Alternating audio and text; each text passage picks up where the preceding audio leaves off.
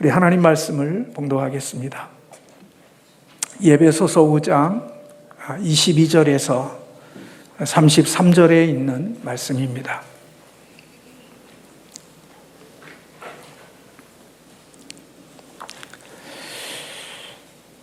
함께 합독합니다. 아내들이여 자기 남편에게 복종하기를 주께 하듯 하라.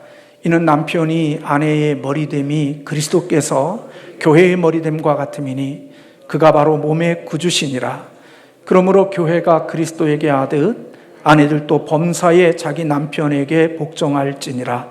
남편들아 아내 사랑하기를 그리스도께서 교회를 사랑하시고 그 교회를 위하여 자신을 주심같이 하라.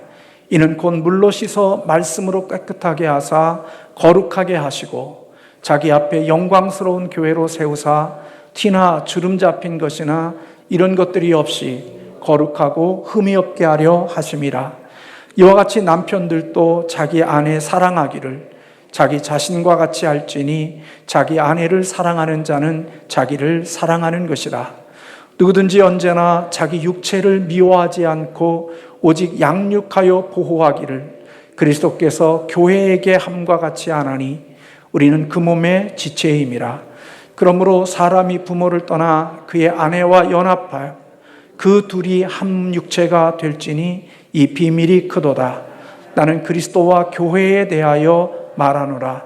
그러나 너희도 각각 자기의 아내 사랑하기를 자신같이 하고 아내도 자기 남편을 존경하라. 아멘. 5월은 참 행복한 달이어야 되는데 참 마음에 찔림이 있는 달이기도 하고 또 하나님의 말씀을 준비하면서 여전히 하나님 앞에 회개할 것이 많은 불편함이 있는 그런 삶의 모습이었음을 발견하게 됩니다.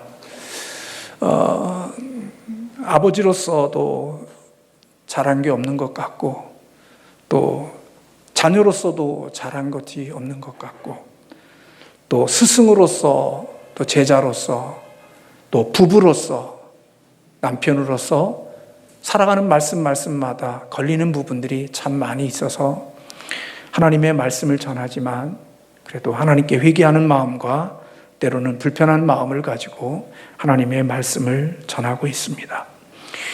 그러나 그럼에도 불구하고 여전히 변함없이 하나님의 말씀을 아무 문제가 없는 사람처럼 전하는 것은 저도 하나님의 백성으로서 저에게 적용되어지는 말씀으로 저에게 주시는 말씀이고 또 우리 모두에게 주시는 하나님의 말씀이라고 믿기에 하나님 앞에 좀 더 마음을 강하게 하고 부족하고 모자람이 있음에도 불구하고 하나님의 원리를 다 전하려는 마음을 가지고 있습니다. 오늘 부부사랑주일로 지키면서 오늘 우리들의 마음속에 여전히 다시 한번 우리 부부로서의 삶을 생각해보고 단지 오늘 주시는 말씀은 부부에게만이 아니라 오늘 우리가 살아가는 모든 인생의 삶 속에서 우리에게 행하는 싱글로 살아가는 자에게도 해당하는 그런 하나님의 귀한 말씀을 함께 나누고자 합니다. 제가 말씀을 전하면서 여러분에게 한 가지 질문을 드리겠습니다. 여러분 행복하십니까? 네, 침묵하실 줄 알았습니다. 그래서 다시 한번 질문을 만들었습니다. 여러분 행복하고 싶으십니까? 네. 그런 말도 못하는 용기 없으면 어떻습니까? 예스 해야죠. 그래야 하나님이 주시는 복이 있지 않겠어요? 행복이란 단어만큼 사람들이 소망하는 게 없는 것 같아요. 지금은 행복하지 않지만 앞으로 미래는 꼭 행복하고 싶다. 그것이 아마 우리 모든 사람들의 소망일 것입니다. 왜 결혼합니까? 라고 물으면 여러 가지 이유들을 들겠지만 궁극적으로는 행복하고 싶어서 결혼하는 게 아닐까요? 대체로 많은 사람들은 결혼할 때 비현실적인 기대를 가지고 결혼합니다. 신랑, 신부 모두 상대방이 자기의 부족함이나 모자람이나 연약함들을 채우고 보충하고 공급해 줄 것을 기대하고 결혼을 합니다. 그래서 결혼하면서 희망을 걸죠. 남편이, 아내가 나에게 이러한 것들을 공급해줘서 나를 더 행복하게 해줄 거야 하는 기대를 가지고 결혼들을 합니다. 저의 주관적인 생각일 수 있지만 그런 기대와 희망으로 결혼을 한 부부들 가운데는 많은 경우 실망하는 부부들이 참 많이 있다고 생각이 됩니다.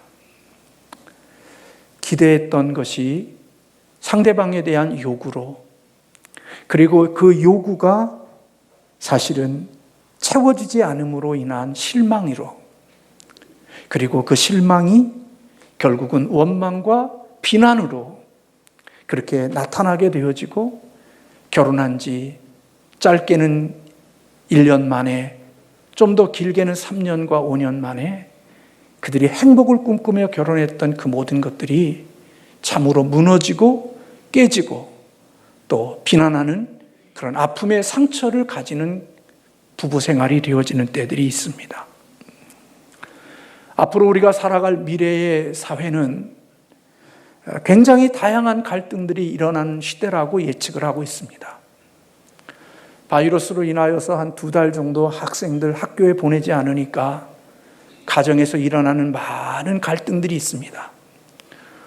어느 목사님이 저에게 보내준 그런 어린아이가 일기를 쓴 그 일기의 내용을 보니까 우리 엄마가 독사가 됐다, 그렇게 일기를 쓴 그림 일기를 봤어요. 그리고 엄마가 또 글을 썼는데 아침 한 끼, 하루에 3끼를 밥 먹여야 되는 그런 자녀들을 보면서 너무너무 힘들다라고, 또 엄마의 입장에서는 또 그렇게 말하는 그런 것도 제가 읽어봤어요.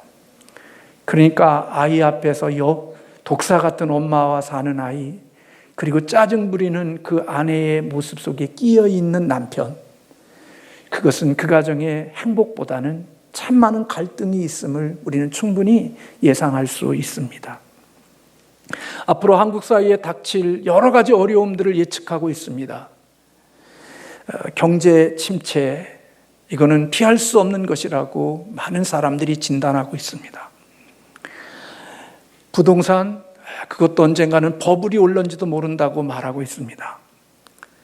지금도 그렇지만 자영업자들의 도산이 앞으로 계속 이어질 것이고, 그리고 인구 절반 이상이 은퇴자가 되어지는, 이제는 내수시장이 참으로 어려워지는 그러한 시대가 우리에게 올 것이라고 예측하는 글을 제가 읽었습니다.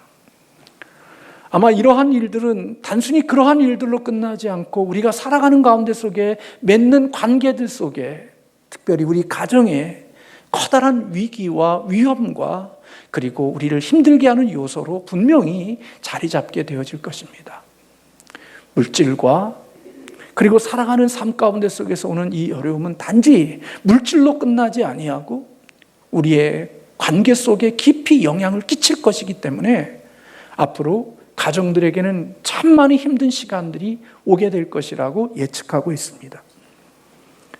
이러한 시대를 준비하면서 예수 믿는 우리 그리스도인들은 정말 건강하고 행복한 가정을 세우는 것은 어느 시대보다도 참으로 중요한 시대가 되어졌다고 저는 생각합니다. 저 자신을 포함하여 우리 모든 그리스도인들이 건강하고 행복한 가정을 세워야 합니다.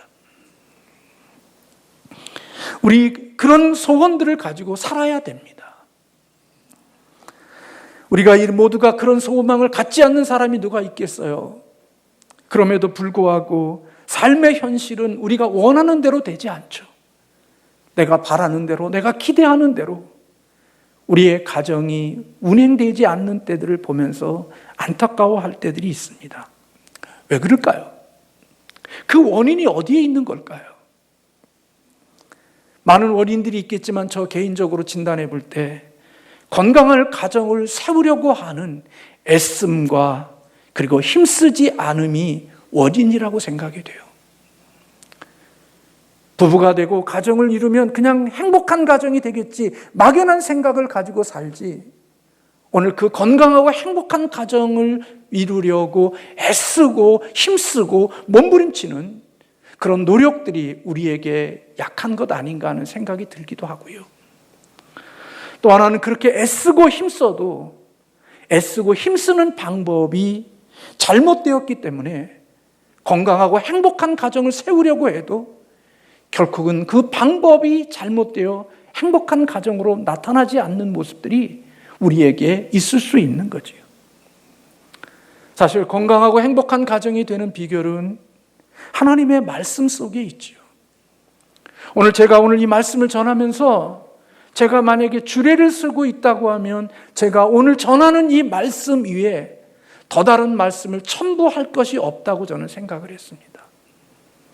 제가 준비한 말씀 속에 제가 새로운 가정을 이루려고 하는 신랑과 신부에게, 그리고 기존 가족을 이루었던 부부로 살아가는 우리 기존 부부에게도 오늘 이 하나님의 이 원리가 작동되어져야 되고 이 원리가 운행되어져야만이 행복하고 건강한 가정을 세울 수 있다고 저는 개인적으로 한 사람의 그리스도인으로 목사로서 확신합니다. 가정을 만드신 분은 하나님이시거든요. 그 가정을 만드시면서 하나님이 이 가정이 행복하고 건강한 가정이 되어지는 것이 어떤 것인지를 하나님은 아시거든요. 우리가 전자제품을 사면 그 전자제품과 함께 반드시 따라오는 게 있습니다. 그것은 바로 사용 설명서라는 겁니다.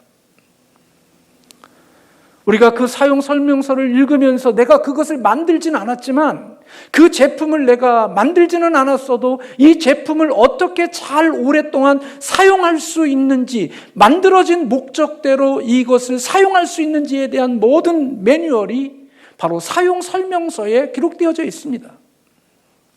그리고 내가 만들지 모르고 그 기계를 다 몰라도 그 설명서를 따라서 그 기계를 사용하는 것이 가장 오래, 가장 아름답고 멋지고 행복하게 그것을 사용할 수 있는 것처럼 가정도 하나님이 만드시고 하나님이 창조하셨기에, 하나님이 그것을 제대로 만드셨기에 그 만드신 그 하나님이 이 속에 가장 행복하고 아름답고 건강한 원리가 어떤 것인지를 하나님이 우리에게 원리로 가르쳐 주셨죠.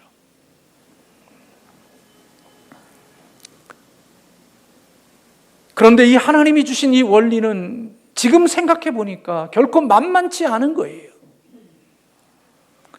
따라서 건강한 가정을 세우고 싶다고 하면 하나님의 이 원리를 우리의 부부 생활 속에, 우리의 삶 속에서 더 기초를 더욱더 깊이 파야 되고, 그리고 그것을 안전하게 하는 노력과 애씀이 의도적으로 애쓰고 의도적으로 힘쓰지 아니하면 결코 건강하고 행복한 가정은 우리 앞에서 나오지 않는다. 그래서 우리는 건강하고 행복한 가정을 위해서 의식을 갖고 노력하고 애씀이 우리에게 있어야 돼. 그 말씀과 그 노력이 하나님이 주시는 사용 설명서인 원리대로 애쓰고 힘쓰는 자들이 되어야 한다는 사실입니다. 저는 행복한 가정을 세우기 위하여 주신 부부에게 주시는 법칙 가운데 속에 가장 전제하고 싶은 법칙이 하나 있습니다. 그것은 바로 하나님이 결혼을 허락하셨을 때 그것은 한 남자와 한 여자가 결혼하여 한 가정을 이루는 것, 그것이 하나님이 주신 제도이고 하나님이 주신 원칙입니다. 이것은 창조의 원리이고 영원한 진리입니다. 이 세상에 끝이 온다 할지라도 하나님은 한 남자, 한 여자인 이성끼리 만나 결혼하여 한 가정을 이루는 것이 하나님이 가정을 만드실 때 하나님이 주신 원칙입니다.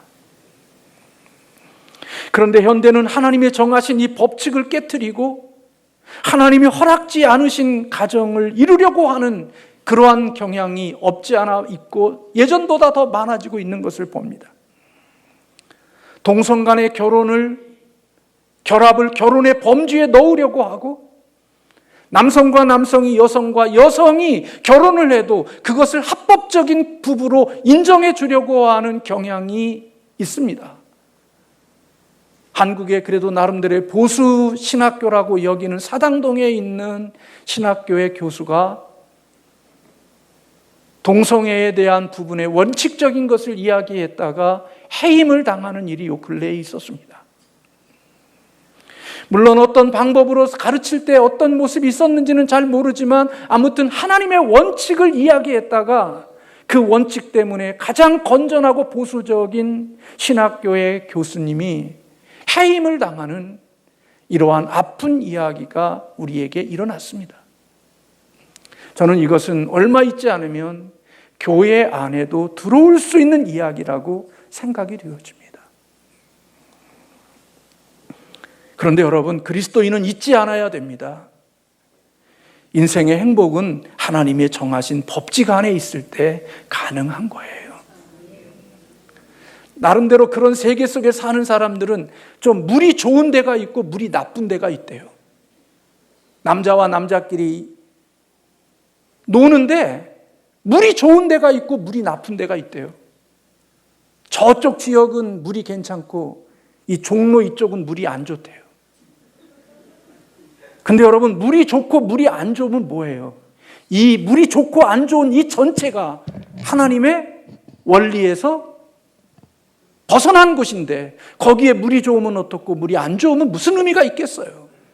근데 세상은 이렇게 변해되어져 가고 있어요.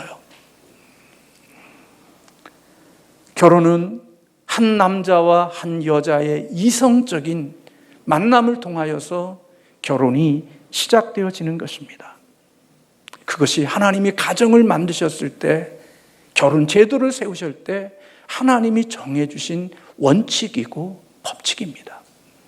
오늘 여기 함께 예배하는 분들 가운데 속에 혹시라도 제가 전하는 말씀에 대하여 불편한 마음을 가지고 계신 분이 있다고 하면 그분은 하나님 앞에서 깊이 만나봐야 될 사람입니다. 내 생각이 옳은 것이 아니라 하나님의 원칙은 동성이 아닌 이성 간의 결혼이 하나님이 정해주신 원칙이라는 사실을 성경은 우리에게 가르쳐주고 있는 것입니다. 이 규칙 가운데 속에 시작되어진 가정, 그것은 하나님이 우리에게 주신 법칙들을 지켜내므로 행복한 가정이 될 수 있죠. 요즘 많이 쓰는 말이 평등, 동등이라는 말을 많이 씁니다. 근데 여러분, 제일 좋아하시는, 하나님이 좋아하시는 단어가 뭔 줄 아십니까?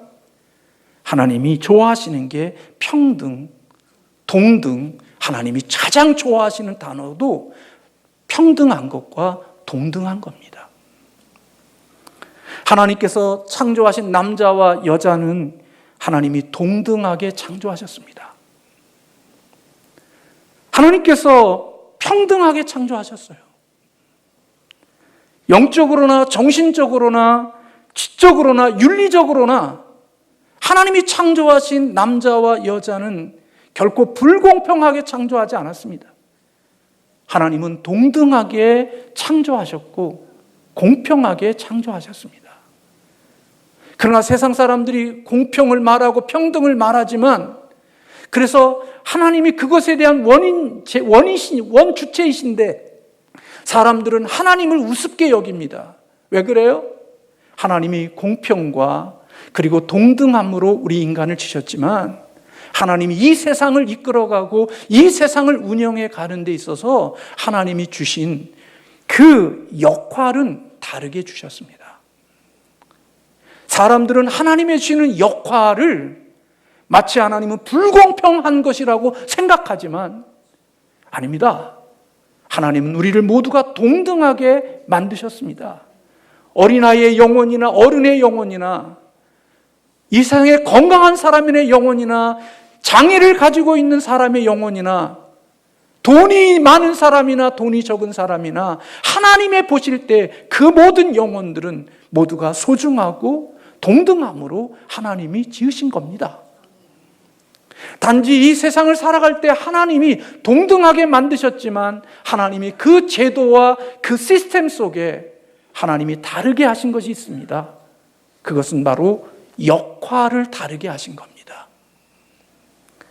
우리의 인권, 이 모든 것들은 동등한 것이지만 동등한 그들이 이 세상을 살아갈 때 해야 되는 역할을 하나님은 각각 다르게 만들어 주신 겁니다. 부부로 살아갈 때 그들은 역시 동등합니다. 그래서 우리 말합니다. 하나님이 머리털로 인간을, 여자를 만들지 않으시고 발톱으로 인간을 만들지 않으시고 우리의 갈비뼈로 여인을 만든 것은 동등한 모습으로 흰 인격체로 만들었다고 말하는 겁니다. 우리는 동등합니다. 부부가 함께 사는 것 동등한 인격체입니다. 그러나 여러분, 동등하지만 그 역할은 다른 것입니다. 하나님이 그 역할을 그 시스템 속에 두신 거죠.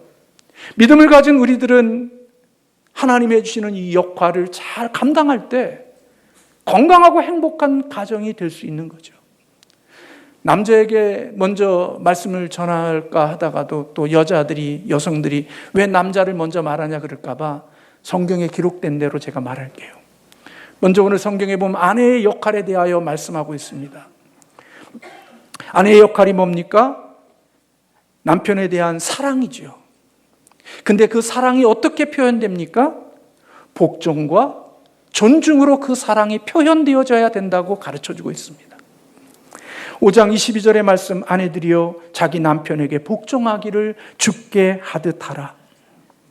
복종한다는 것은 하나님이 정해주신 권위에 겸허하고 슬기롭게 순종한다는 뜻입니다. 이 순종은 우리가 생각할 때는 굴욕처럼 여겨지지만 결코 그렇지 않습니다. 하나님의 주시는 이 역할은 굴욕하는 것이 아닙니다. 남편에게 복종하는 게 굴욕이 아닙니다. 왜냐하면 오늘 아내가 남편에게 복종하는 것을 오늘 바울은 그렇게 말합니다. 교회가 그리스도에게 복종하는 것처럼 아내는 남편에게 복종하라고 말하고 있는 겁니다. 여러분, 교회가 그리스도에게 복종하는 게 굴욕입니까? 교회가 머리 되시는 그리스도에게 순종하는 게 굴욕입니까? 교회가 주님에게 순종하고 사는 게 잘못된 거냐고요. 교회가 주님께 순종하는 것이 지극히 당연한 거죠. 그것처럼 아내가 남편에게 복종하는 그것이 옳은 것이라고 하나님께서 말씀하고 있는 것입니다. 그 복종은 사실은 우리가 교회가 그리스도에게 복종하는 것만큼 교회에 영광을 안겨다 주지요. 교회가 그리스도께 복종하는 것만큼 아름다움이 나오죠. 세상에 줄 수 없는 영광이 그 교회 안에 머물죠. 마찬가지로 아내가 남편에게 복종하는 그것 또한 같은 그런 의미를 담고 있다고 말씀하고 있는 것입니다. 또 하나 5장 33절 하반절의 말씀에 보면 아내도 자기 남편을 존경하라 그랬습니다. 사실은 이 존경과 존중은 다른 사람의 가치를 인정해 주는 겁니다. 그것은 단순히 끌리는 것이 아니라 그 이상이라는 글을 제가 읽었습니다. 사람들이 이 땅에 살면서 존중받는 일, 존경받는 일들이 있습니다. 지위 때문에 존경받고요. 목사이기 때문에, 또 부모이기 때문에, 사장이기 때문에 존경받고 존중받을 수 있습니다. 어떤 사람은 업적 때문에 존중받는 사람도 있죠.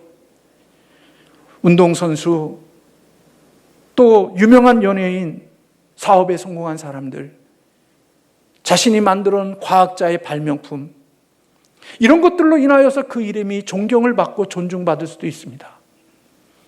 또 어떤 사람은 탁월한 자기의 인격적인 자질로 인하여 존중받는 사람들도 있습니다. 그러나 이런 것들이 존중받고 존경받지만 그 인간들 속에 진정한 존경이 들어갈 수 없을 때들도 많이 있죠. 진정한 존경과 존중은 사실은 그 사람의 가치로 인정받는 것, 본질적인 가치 때문에 존중받는 것, 존경받는 것, 그게 가장 아름답고 본질적인 존경이고 존중이라고 말합니다. 다윗은 괜찮은 사람이었어요. 그는 사울 왕이 그를 죽이려고 하는 그런 자리에 수없이 많이 도망다니고 쫓겨다니는 삶을 살았지만 다윗은 사울을 존경했어요. 아니, 어떻게 존경한 걸 아냐고요? 다윗이 어떻게 사울을 존중한 줄 아냐고요? 신하들이 사울을 죽일 수 있는 기회들을 만났을 때 다윗은 그것을 막았어요. 그리고 모른 척하고 눈 감고 누구처럼 너희들이 다 저질러, 나는 모른 척 할게. 그리고 나는 모른 척 싹 빠지고 다른 사람들이 다 저질러 놓고 나는 아무 문제 없는 것처럼 나타날 수도 있어요. 근데 다윗은 그렇게 하지 않았어요.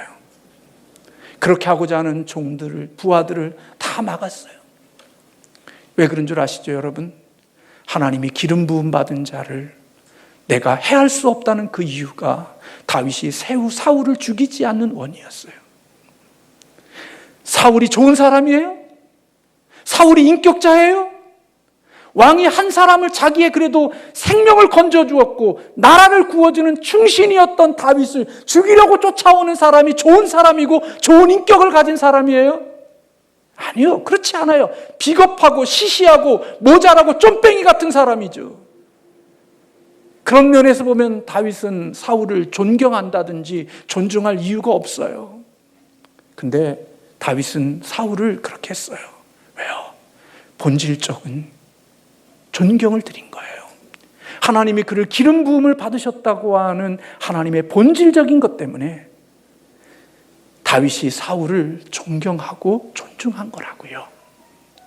세상에 살아가면서 지 마음에 들고 자기 마음속에 뭐 흡족하면 존경하고 자기 마음속에 들지 아니하면 함부로 대하는 것이 아니라 하나님이 주신 본질적인 그것 때문에 존경하고 존중했다고요. 사랑은요, 존중을 담고 있대 그래요. 존중은 남성들에게 있어서 매우 중요하다는 것을 제가 말씀을 준비하면서 읽었어요. 사랑이 여성의 가장 깊은 갈망이라면 존중은 남성들에게 있어서 가장 깊은 갈망이래요. 남편은 아내에게 존중받고 싶다고 합니다. 그래서 남성들은 아내가 엉덩이 툭툭 두드리면서 여보 잘했어. 여보 잘했어. 기특해. 그런 것보다도 여보 내가 당신을 존경해. 내가 당신을 존중해. 그런 소리를 더 듣고 싶어 한대요.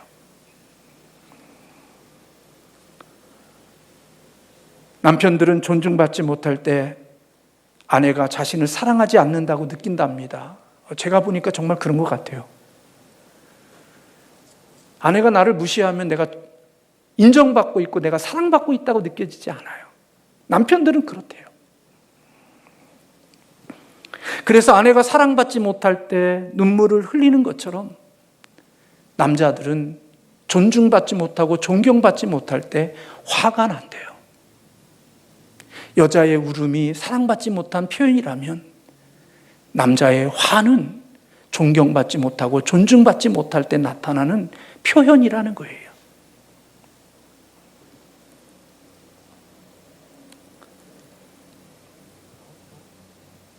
남편은 자신이 돈을 많이 벌어줄 때, 건강할 때, 머리로서의 역할을 잘할 때 존경받고 존중받는 것뿐만 아니라 실직이 되어지고 건강을 잃어버리고 삶의 여러 가지 어려움 속에 약한 속에 있어서도 남편의 머리됨을 인정하고 그 남편됨을 존경하고 존중할 수 있을 때 남자는 다시 한번 힘을 내서 내가 이 가족과 이것을 위해서 내가 살아야지 하는 그런 용기와 힘을 가진다는 거예요.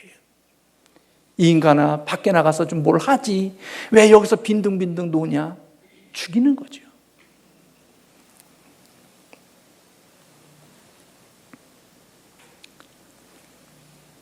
안타깝게도요, 이 세대를 사는 아내들의 최악점이 바로 남편을 존중하는 거래요.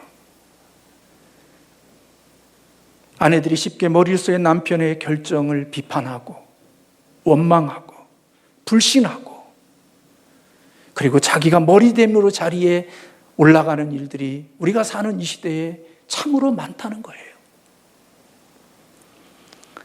지혜로운 여인은 남편이 머리됨을 잘할 수 있도록 필요한 정보가 있다면 정보를 주고 또 그 남편이 머리됨으로써 탁월할 수 있다고 하면 그 탁월할 수 있는 모든 정보를 제공해 줘서 그 남편이 머리됨으로써의 역할을 잘 할 수 있도록 해주고, 그 남편이 머리됨을 인정해 주고 그것에 대해서 존경해 줄 수 있을 때 남편들은 살 맛이 난다는 거지요.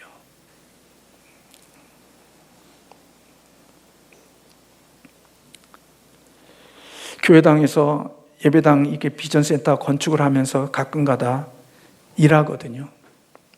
뭐 제가 할 일이 있어서 일하는 게 아니라 제가 일하지 않으면 제가 원하는 만큼의 일이 안 돼요. 그냥 대충 마무리하거든요.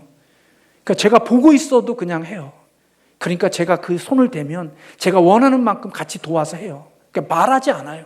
그러니까 옆에서 그냥 있는 같이 하는 거예요. 왜? 내가 원하는 만큼, 내가 그냥 그분이 하는 대로 받아들이려면 그냥 있지만, 제가 원하는 만큼의 어떤 걸 하려면 그냥 같이 옆에서 무슨 일을 하면 얼마나 일하겠어요. 하는 척 하는 거죠. 그러면 그 사람들이 제 마음을 알고 그냥 같이 거기까지 해주는 거예요. 일하시는 분하고 이런저런 얘기하는데 어느 분이 그러더라고요. 목사님, 저도 옛날에 충청도 사람인데 교회 다녔거든요. 근데 이런저런 얘기하면서 자기는 그런 얘기하더라고요. 참 저는 일복이 많은데 마누라복이 없어요. 자기 지갑에 돈은 곰팡이가 쓴대요. 그렇게 군대 갔다 와서 지금 뭐 한갑 70이 다 돼갈 정도로 이 일을 했으니까, 20몇 살부터 일을 했으니까 얼마나 많은 시간 동안 오래 했어요. 주일날도 그냥 잠자는 것이지 뭐 특별히 할 수 있는 게 없어요. 자기 지팡이에, 자기 그 돈지갑에 곰팡이가 쓴대요. 그 돈을 쎄 빠지게 벌면서 쓰는 건 별로 없다는 거죠. 먹고 밥 먹고, 그러면 여기서 뭐 막걸리 먹잖아요. 그랬더니 한다는 소리가, 막걸리는 또 회사에서 사주니까 그냥 돈 쓸 일이 없다는 거예요. 제가 웃었어요. 일복은 많은데 마누라복이 없는 사람. 근데 거짓말인 것 같아요. 제가 볼 때 마누라복이 있는 분인 것 같았어요. 행복해 보였거든요. 그렇게 말할 수 있는 것은 자신이 자신감이 있기 때문에 말하는 거라고 저는 여겼어요. 오늘 이 말씀을 들으면서 우리 아내 되신 분들, 앞으로 결혼해야 될 분들, 불편해지는 아내분과 여성들이 계실지도 모르겠어요. 아마 저희 집사람도 그런 생각을 하고 있을 게 분명할 거예요. 남편 같아야 복종하지, 남편 같아야 존중하지. 아마 저희 집사람도 그런 생각하고 있을지도 모르겠어요. 아마 그럴 거리요. 근데 여러분, 그럼에도 불구하고 하나님이 해주시는 말씀이에요. 그렇게 해보려고 했어야 되고, 그렇게 하려고 노력하고, 그렇게 하려고 힘써야 되는 거예요. 잘 안 되죠. 하나님께 기도하면서 그 일을 해야 되는 거예요. 시간이 많이 지났지만 제가 지난주에 목사님 좀 설교 시간 10분만 좀 줄이세요, 그런 얘기를 들었는데 오늘 또 아무튼 맞춰볼게요. 남편에게 주시는 역할이 있는지 있어요. 그것은 남편은 가정의 총책임자예요. 성경은 남편이 아내의 머리라고 말해요. 가정에 대한 책임을 지는 자리의 권위에 남편을 두셨대요. 아내의 머리로서의 남편의 역할은 오늘 말씀해 보면 아내를 사랑하는 거래요. 아내를 사랑으로 보호하라는 거지요. 자발적으로, 희생적인 사랑으로, 보살피는 사랑으로 사랑하래요. 근데 이 사랑은 마치 참 어려워요. 주님이 교회를 주심과 같이 사랑하라는 거예요. 여러분, 주님이 교회를 어떻게 사랑했어요? 오늘 본문 에베소 5장 26절에 그리스도께서 교회를 사랑하시고 위하여 자신을 주심같이 하라. 주님이 교회를 사랑하심이 자신을 주는 사랑으로 교회를 사랑한 것처럼 남편들은 아내를 사랑하라는 거예요. 머리로서의 남편의 권위는 군림하고 다스리고 명령하고 지배하는 권위가 아니라 사랑으로 자기를 주는, 희생으로 세워지는 권위라고 성경은 말씀하고 있는 거예요.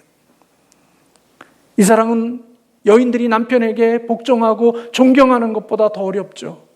왜요? 한 뼘을 떼면 또 한 뼘을 대줘야 되고, 오리를 가자면 십리를 걸어가야 되고, 속옷을 달라면 겉옷을 줘야 되는 그런 무조건적인 사랑을 해야 되니까 인간으로서는 절대로 불가능한 일을 지금 하나님께서 바울을 통하여 우리에게 명하고 계시는 것입니다. 감정에 근거하지 않는 사랑을 말씀하고 있는 거예요. 저를 포함하여 많은 사람은 조건적인 사랑을 받으며 살아왔어요. 부모님이 조건 없는 하나님의 사랑을 가장 닮았다고 하지만, 부모님의 마음에 들 때는 사랑을 주지만 부모님의 마음을 불편하게 하고 부모님을 힘들게 하고 부모님의 마음을 아프게 하면 그 다음부터는 사랑을 걷어버립니다.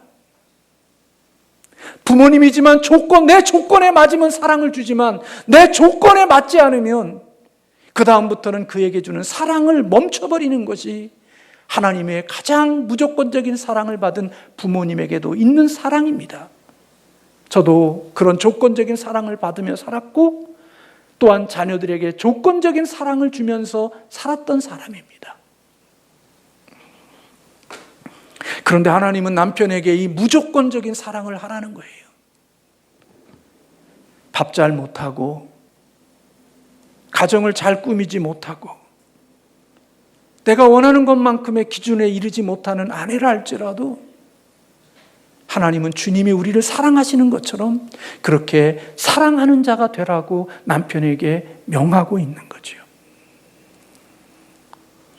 그래서 이가 말씀을 베드로전서 3장 7절에 보면, 남편들아 이와 같이 지식을 따라 너희 아내와 동거하고 그를 귀히 여기라, 그렇게 말씀했죠.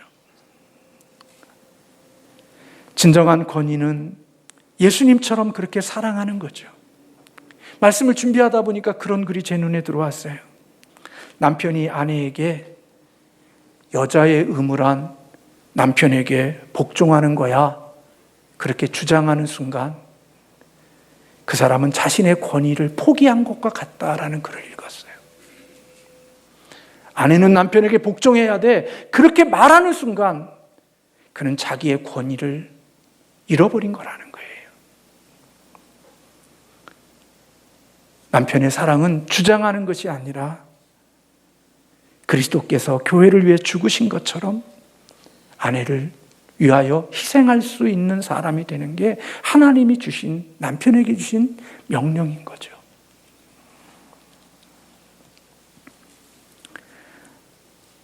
회개할 게 많은 남자예요. 우리는 가부장적이고 유교의 문화 속에서 살아왔기에 여전히 그것이 우리의 가장 남편의 멋진 모습이라고 생각하지만, 성경은 우리의 권위가 주장함으로 얻어지는 게 아니라 섬김과 주인과 희생으로 세워지는 권위라는 사실을 이 세상의 원리와는 다르게 역설적으로 우리에게 가르쳐주고 있죠.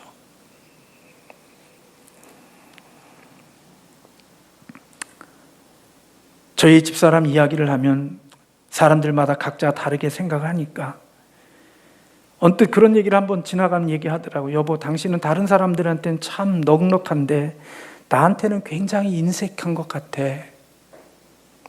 그 얘기를 들으면서 마음이 아팠습니다. 참 그랬던 것 같기도 하고요. 잘 안 되지만 앞으로 인색하지 않으려고 애를 써보려고 마음을 먹고 있습니다. 우리 아들이 저희 한갑이라고 로마로 데려갔을 때 저에게 한 말이 있습니다. 아버지와 나의 차이가 뭔 줄 아세요? 로마에 가서 좋은 옷들을 막 사는 거예요.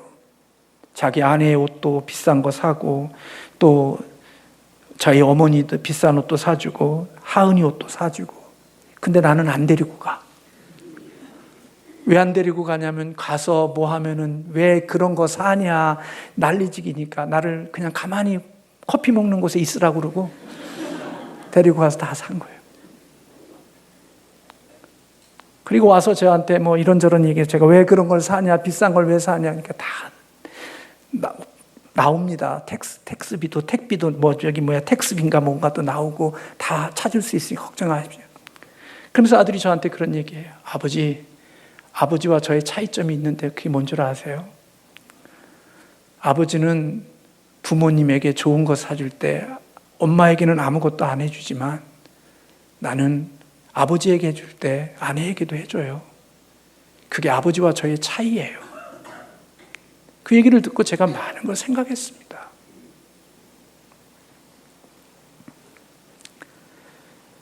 하나님께서 가정을 세우며 아내를 주실 때 돕는 자로 세워주었습니다. 돕는 배필로 세운 겁니다.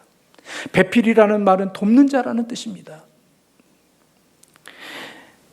히브리 말로는 에제르라는 단어를 쓰고 있는데요. 이 에제르라는 단어에서 이 엥겔로스라고 하는 헬라어로 이렇게 그 말이 어원이 나왔고요. 이 엥겔로스에서 영어로 에인저라고 하는 천사라는 단어가 나왔대요. 하나님이 우리를 돕는 자로 세우신 거예요. 다시 말하면 서로 천사가 되라고 부부로 세워주셨다는 거예요. 돕는 자라는 말을 하면 뭔가 부족하고 모자라기 때문에 도우라고는 의미로 생각하지만 아니에요. 부족하거나 열등해서가 아니라 상호 동등한 위치에서 도울 수 있는 힘을 가지고 좋은 파트너가 되라는 의미예요.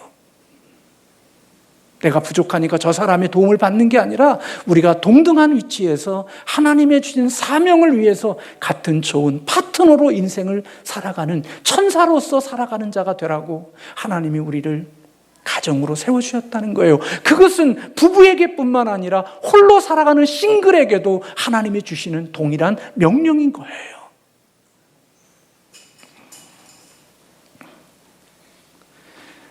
사랑하는 성도 여러분, 말씀이 길어지니까 많이 준비한 말씀이 좀 몇 가지 있지만 생략하려고 그래요.